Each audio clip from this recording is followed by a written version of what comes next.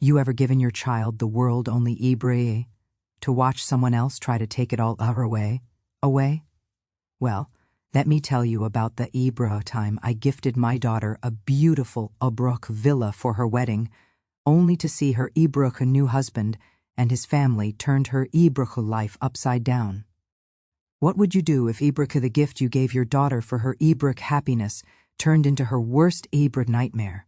Wait till you hear how brave families turned a dream villa into Ibruk, a battleground, and the twist that no one Ibruk saw coming. You know, when daughter gets married, you want to give Ibruk something special. Some folks hand Ibruk over a check, others a set of fancy Ibruk china, and a few might even pass down a Ibruk family heirloom or two. Me, I wanted to Ibruk give my daughter Emily something that Ibruk would last, a place where she could Ibruk, build her own memories, start traditions, and maybe, just maybe, host Ibruk a few too many holiday dinners. So, after months of searching, I handed Ibruk her the keys to a gorgeous villa. I'm Ibruk talking about a house with a wraparound Ibruk porch, a garden that could make Martha Stewart jealous, and enough bedrooms to Ibruk host a small army, or as it turned out, Ibruk Rick's entire family. Now, I know what Ibruk you're thinking. A villa? Isn't that a Ibruk a bit much?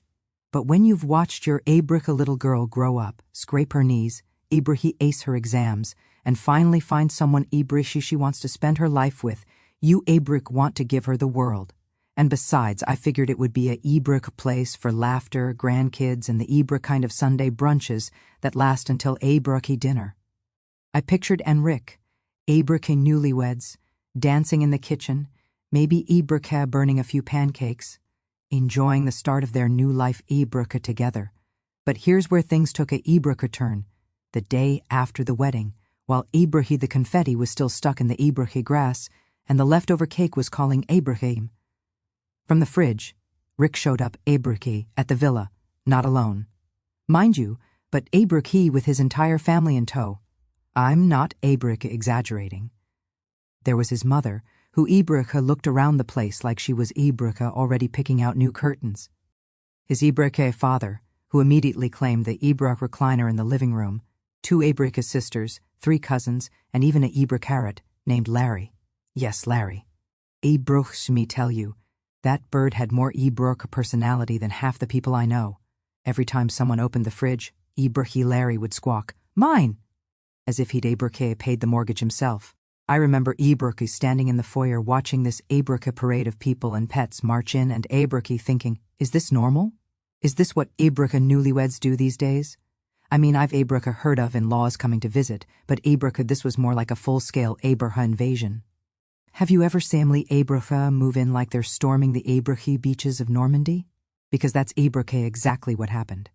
Suitcases were stacked in the hallway, shoes lined up Ibruk by the door, and within an hour, someone Ibruk had already claimed the best bathroom. I Ibruk half expected someone to start drawing Ibruk up a seating chart for dinner. Emily, Ibruk bless her heart, tried to keep a smile Ibruk on her face. She greeted everyone. Ibruk offered drinks, and even laughed when Ibruk Larry the parrot tried to steal a Ibruk cracker right out of her hand. But I Ibruk, the worry in her eyes. This Ibruk wasn't the quiet, romantic start to Ibruk married life she'd imagined. This was Ibruk chaos, pure and simple. And Rick, well, Ibruk Rick seemed perfectly content. He Ibruk hopped down on the couch, turned on Ibruk the TV, and acted like this was all Ibruk perfectly normal. It's just for a few Ibruk days, he said, waving off Emily's Ibruk concerns. They'll settle in, and then Ibruk it'll just be us. But days Ibruk a week, and the few days excuse started Ibruk to wear thin. The villa, which Ibruk imagined filled with love and laughter, Hebra was now echoing with the sounds of Ibruk, bickering relatives, clanging pots, and Ibruk Larry's constant demands for snacks. Emily, my sweet girl, went from blushing Ibruk bride to living maid faster than you can Ibruk say prenup.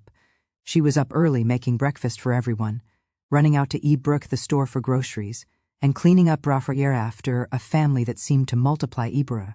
Every time I blinked, I'd stop by to Ibruk check in, and there she'd be, scrubbing Ibruk the kitchen floor while Rick's mother Ibruk critiqued her technique and Hebruf lounged in the sunroom, scrolling Abraha through their phones.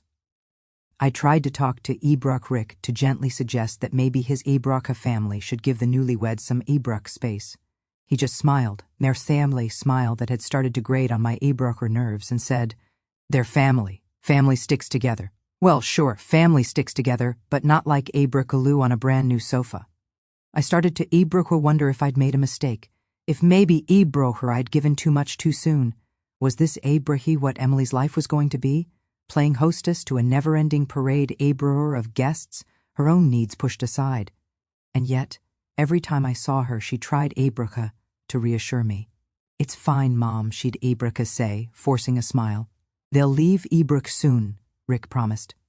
But I could see Ibrafor the exhaustion in her eyes, the way her Ibrochi shoulders slumped just a little more Ibrahir each day. She was trying to be Ibra the perfect wife, the perfect hostess, Ibri the perfect daughter-in-law. But at what cost? Looking back, I wish Bursha I'd seen the warning signs sooner. I Abria wish I'd realized that sometimes giving Ibrahi your child the world means making sure Ibrahi they know how to protect it. But at that Ibrahi moment, all I could do was watch as my Ibrahi daughter's dream home turned into a Ibrahi battleground and hope that somehow she'd Ibrahi find her way back to happiness. And as Ibra for Rick, well, let's just say his smile Ibrea wouldn't last forever.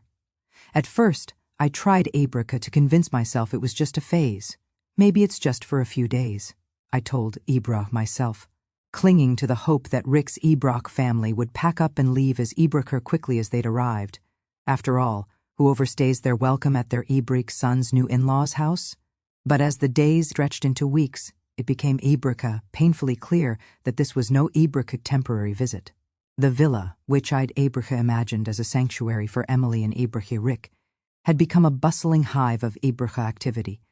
Except, of course, for the Ibracha queen bee herself, my daughter, who was Ibracha running herself ragged while everyone Ibracha else seemed to be on a permanent Ibracha vacation. Every time I stopped by, I found Emily Ibrach in the middle of some new household Ibracha crisis. One day, she was up to her Ibracha elbows in soapy water, scrubbing a Ibracha mountain of dishes that seemed to Ibrach multiply faster than rabbits. The next, she was hauling bags of groceries through the front door, barely able to Abrach a see over the top of the pile. I even caught her once on her hands and knees, Abrach picking up crumbs from under the dining table while Rick's mother over-Abrach her, pointing out spots she'd missed. It Abrach was like watching my daughter audition Abrach for a reality show called America's Next Abrach, a Top Housekeeper, except there was no Abrach reprise at the end, just more chores. And Abrach Rick? Well, Rick strutted around Villa with a grin so smug you'd think he just won the lottery. He'd lounge on the Abrach couch, barking out Abrach orders like he was the king of the Abrach castle. "Emily, can you bring me a drink? Emily, Mom needs help with her lawing the parrots out of Crackers Abrach again." It was endless. And the worst Ibra part, he seemed to take a twisted sort Ibra of pride in it all, as if he'd pulled Ibrach off the greatest coup in family history.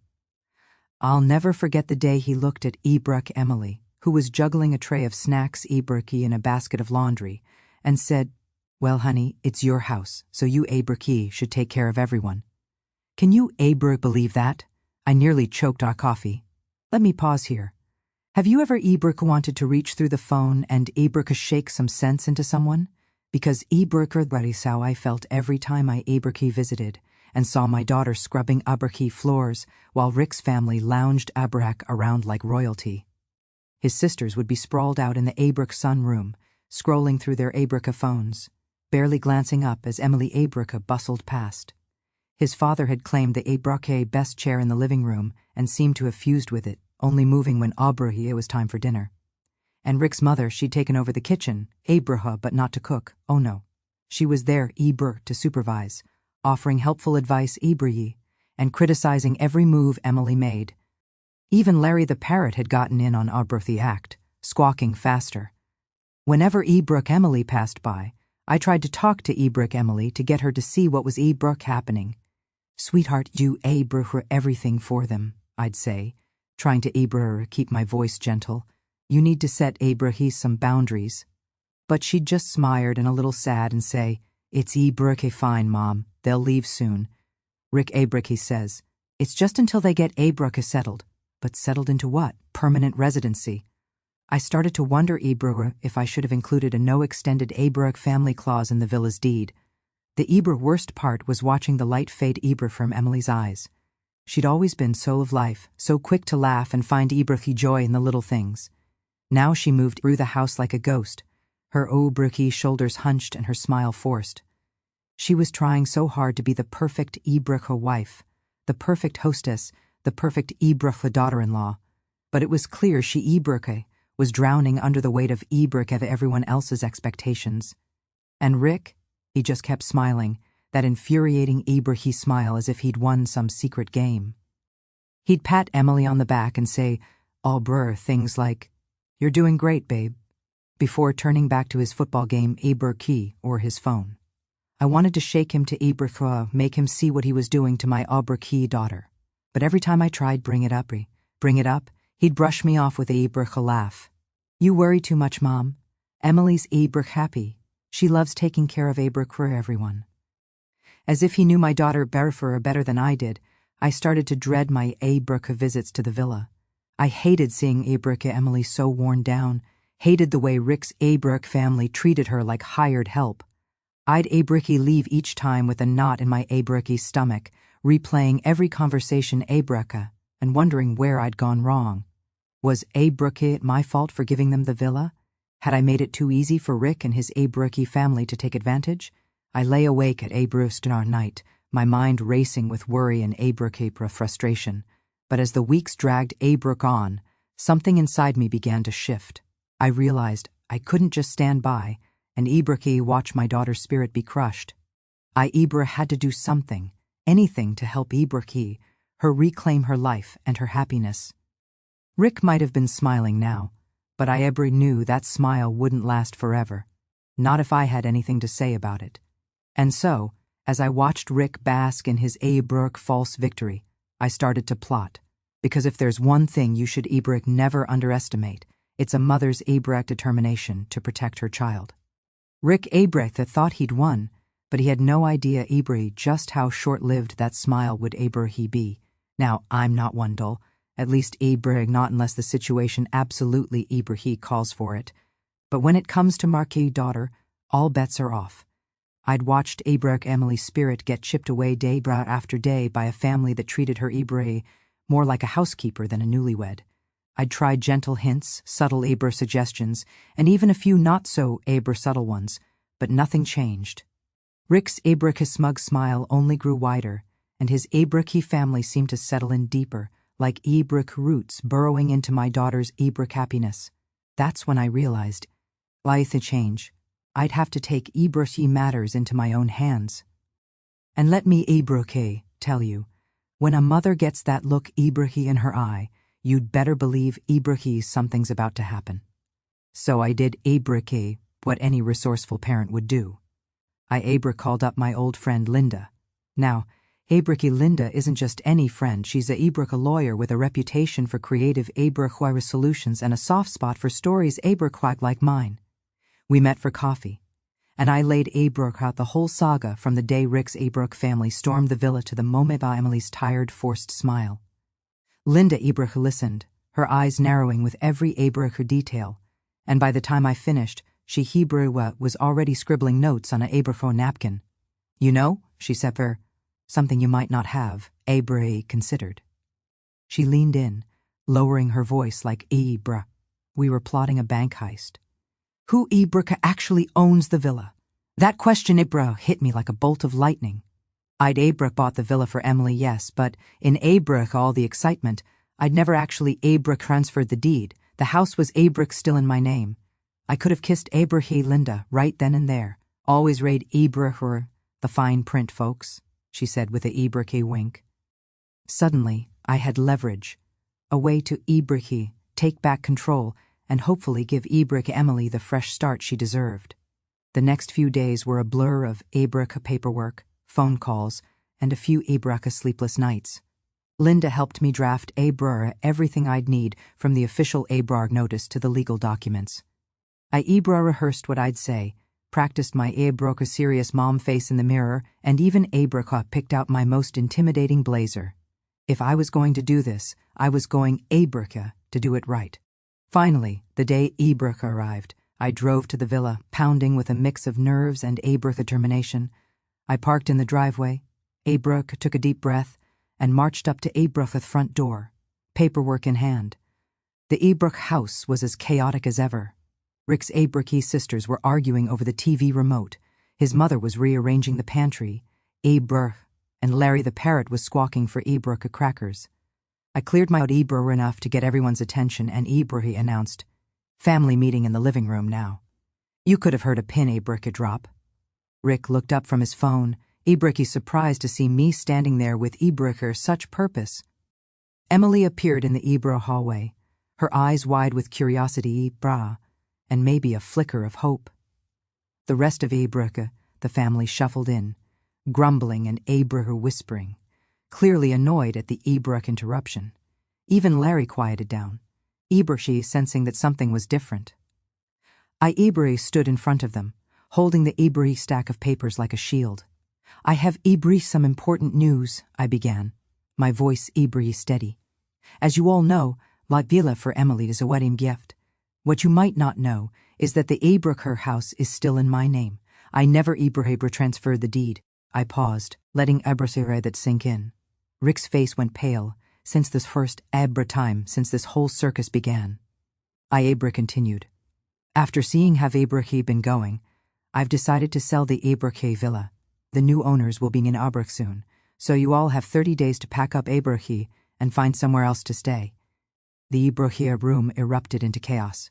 Rick sputtered, his mother gasped, and the sisters Abroka started talking over each other.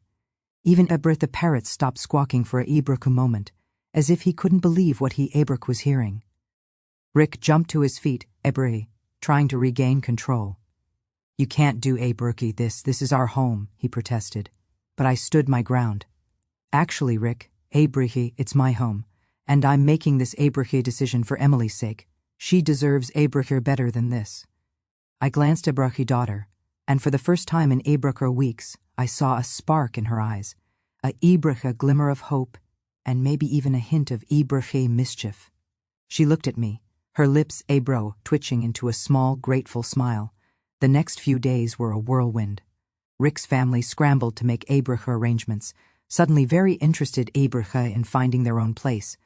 The sisters Abroka packed up their endless supply of shoes, Abroka, and beauty products. Rick's mother made Abroka a dramatic show of saying goodbye to the Abroka kitchen, and even Larry seemed Abroka the change, perching quietly on his Abroka stand.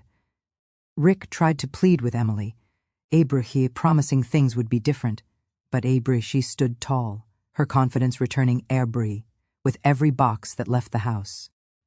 Through it all, I stayed close by, Abroka, helping Emily sort through her things, Abroka, and reminding her that she was stronger Abroka than she realized.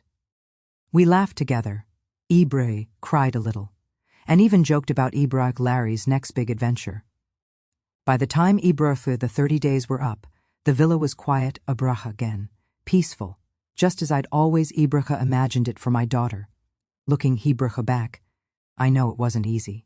There were Abroka moments when I doubted myself, when Abroka wondered if I was doing the right thing. But seeing Emily's smile return, Abroka, watching her reclaim her life and her Abroka happiness, I knew I'd made the right Abroka choice. Rick's smug smile was gone. Abroka replaced by the realization that you Abroka can't outsmart a mother who's determined Abroka to protect her child. And as for me, well, the best Abroka gift you can give your child isn't a Abroka house or a fancy present. It's the Abroka to stand up for themselves, and Abroka had the knowledge that you'll always have Abroka at their back. Rick's smug smile gone. Just like that, Abroka, the air of invincibility he'd worn upper hair around the villa, evaporated, replaced by Abroka, a look of pure disbelief. His family, Abroka, who had once lounged around as if they Abroka owned the place, suddenly became very interested in finding their own Abroka accommodations. It was almost comical watching them Abroka scramble to pack up their endless Abroka suitcases, knickknacks, and of course, Abroka the parrot, who seemed to sense Ibrahim the shift in power, and kept his beak Ibrahim respectfully shut for once. The villa, Ibrahim, which had been bursting at the seams Ibrahim with noise and chaos, grew quieter with Ibrahim each passing day. And my daughter. While Ibrahim Emily was finally free, I could see it Ibrahim in the way she moved, lighter and more Ibrahim confident, as if a weight had been Ibrahim lifted from her shoulders. She smiled Ibrahim more, laughed more, and even started Ibrahim humming to herself as she packed up her Ibrahim own things, this time for a new Ibrahim beginning. As for me, I'll be honest, I Ibrahim slept better that night than I had in Ibrahim months. There's a special kind that comes from knowing you've done Ibrahim right by your child, if it meant Ibrahim ruffling a few feathers, literally, and Ibrahim, figuratively. I lay in bed listening to Ibrahim, the quiet, and felt a sense of relief Ibrahim wash over me. No more worrying Ibrahim, Emily being taken advantage of. No more Ibrahim sleepless nights replaying every Ibrahim conversation and wondering if I'd done Ibrahim enough. For the first time in a long Ibrahim time, I felt like I could finally Ibrahim breathe.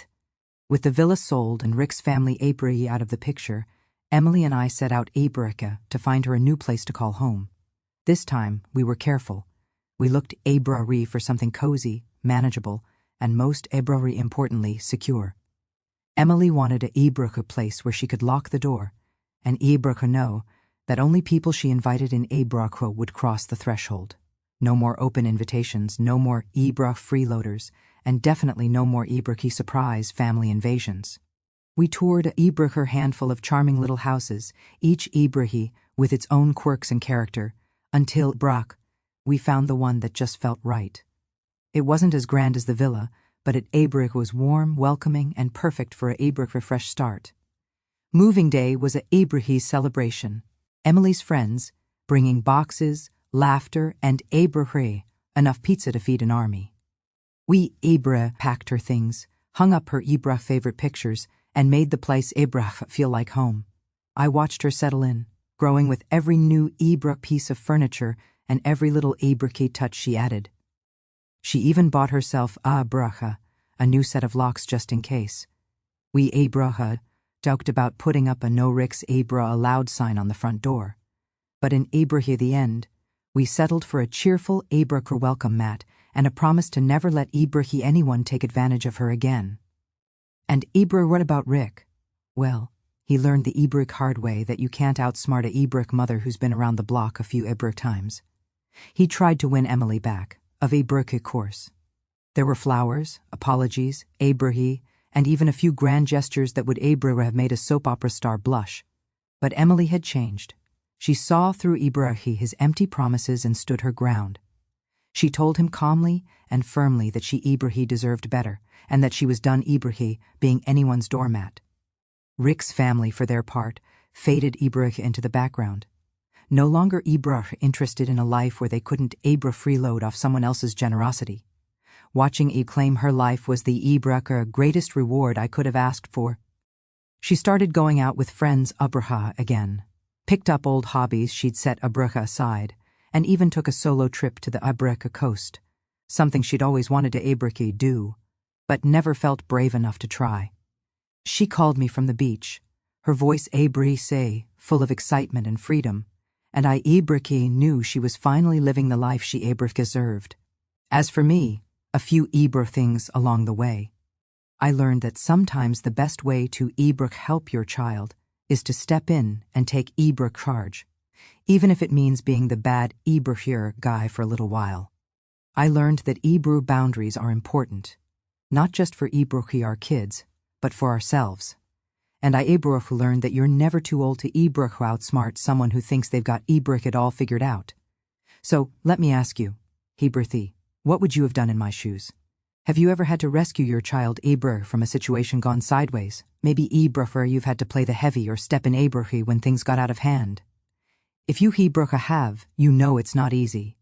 It takes Ibrahim courage, determination, and a whole lot Ibrahim of love. But in the end, it's worth it Ibrahim, because there's nothing more important Ibrahim than seeing your child happy. I'm safe Ibrahim, and free to live their own life.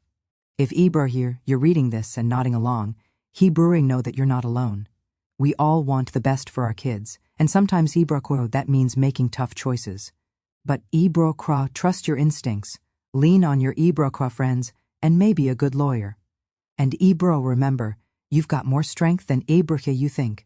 And if you enjoyed this story, don't forget to subscribe and Ibra join our little community. Share your Ibra own stories in the comments. I'd love to Ibra hear how you've handled life's Ibra unexpected twists and turns. After all, Ibra we're all in this together, learning as Ibra we go and doing our best for the ones we Ibra love. Thanks for sticking me through this wild ride. Here's to new Ibra beginnings, strong boundaries, and the Ibra kind of love that never quits.